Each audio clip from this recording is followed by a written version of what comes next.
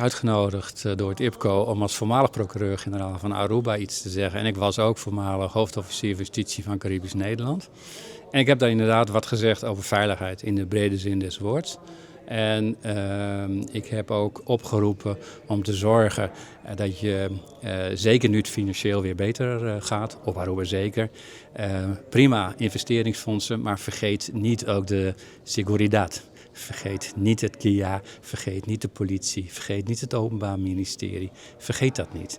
En ik heb ook een lans gebroken voor de problematiek van de zogenaamde TBS'ers. Dat zijn mensen die hele nare feiten plegen, gevangenisstraf krijgen, moeten uitzitten. En dan moeten ze eigenlijk verzorgd verpleegd worden, zodat ze niet onbehandeld teruggaan naar de maatschappij. Want dat is onveilig. Die mensen hebben een stoornis in hun hoofd, daar moet wat gebeuren. Ja. En vergeet dat ook niet. Zorg dat je daarin investeert. Veiligheid kost geld. En veiligheid kan je niet alleen maar doen met camerabewaking.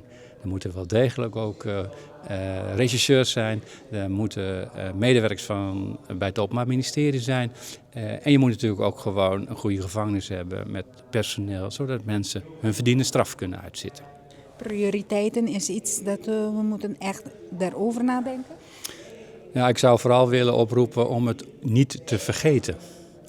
Ik ben natuurlijk misschien wel geneigd om grote projecten.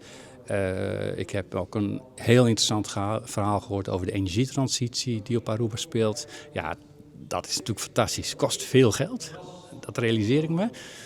Maar vergeet ook niet geld te reserveren voor die seguridad zoals ik net besprak.